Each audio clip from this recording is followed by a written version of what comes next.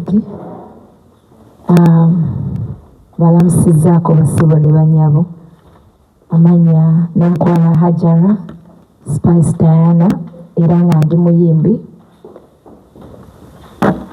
mukyala omuganda Eddira Embogo Oweekitiibwa Katikkiro tweyanze nnyo tweyanzege okutuwa omukisa okutukyazaako era olunaku olwaleero bempise nabo mikwano gyange ttiimu yange n'abannamawulire mwenna bakwanjulira batambudde nange mu lugendo luno lwendimu olwa 10 years of Spice Diana Friday eno ku Serena Hotel nga 10 January era tuzze mu butongole okusaba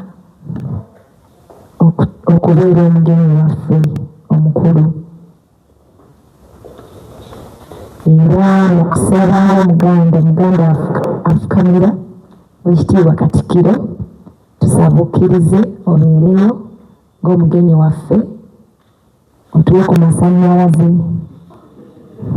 aga Uganda tujja kuba basanyufu nnyo tujja kuteekerateekera bulungi nnyo enteekateeka nnungi jangu olabe ku Spice Diana ng'akooka kyemanyi si gwe mulundi ogenda okuba okusoose naye kino kyanjawulomu kubanga emyaka 10 kitegeeza kyamaanyi gyendi era tukulabye ng'ozze oyambako ku art industry bayimbi otubeereddewo nnyo kyova olaba omuntu ayinza okwebuuza lwaki tuddukirawo kubanga naawe watwaniriza era otwagadde omutima ogwo togukomya ku nze era togukomya kati kubanga byokola tubisiima era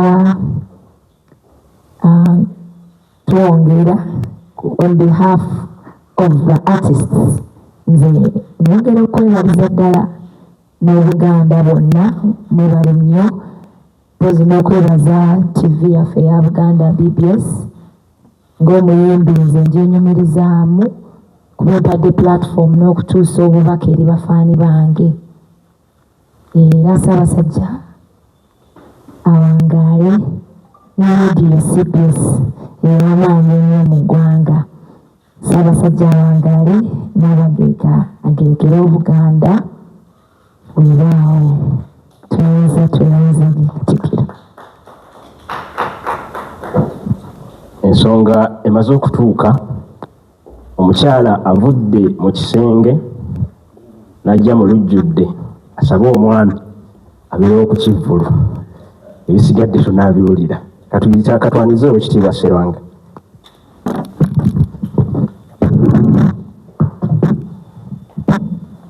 Mukama wange Katikkiro enkya ya leero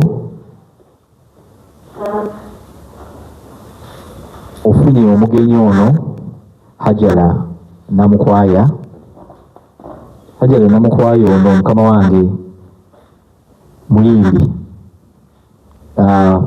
erinnya lyakolesa ku stage etusinye omumanyako ye Spice Diana. Mukama wange nga tuyita mu kulungamizibwa kwo n'ekiragiro kya Kabaka kubanga Kabaka yalaba abaana mu Buganda n'abantu bonna bali mu Buganda nti balina ebitone eby'enjawulo. Kabaka n'atukwasa ministry namba na ministry eyo yeya abavubuka emizannyo n'ebitone.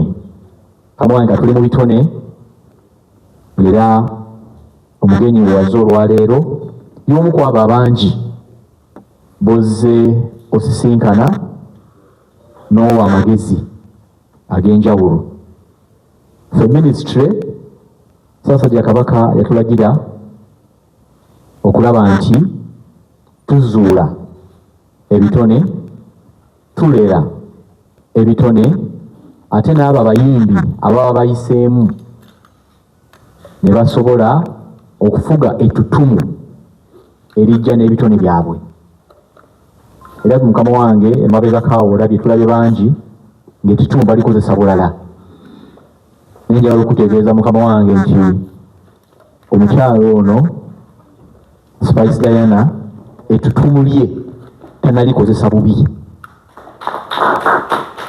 kubanga wuuyo emyaka 10 naye bw'onaamunoonya mu bakozeseza ettutumu obulala Mukama akyamusaasidde, akyali kutte bulungi okulaba nti awa ekifaananyi ekirungi eri abalala baagala okujja mu tuluba ly'okuyimba. Mukama wange ekikulu ekiri ku myaka gino 10 gy'agenda okujaguza ku lunaku olw'okutaano, atambudde emyaka 10 naye ng'obuvunaanyizibwa bwe buli tugamba nti mu myaka 10 weebale era wali emirala emeka. Nze naawe kikulu nnyo, wali emirala emeka bwe gityo. Kati ku ssaawa eno tulina okutandika okuteekerateekera emyaka emirala, obanga ovudde ku stage, obanga okyali ku stage, obanga weeyongerayo. Omuzungu kyayita career transition. Bw'onaamala kino tuddawa. Abayimbi bangi obasanze nti bwe bavudde ku ddaala ate tetuzeemu bakola ki? Tetuzeemu balaba, kuba tebaateekateeka nti bw'amala kino adda ku ki. Juzi twali bato naye kati tukuze, ate era juzi tuli bakulu era tugenda kaddiwa.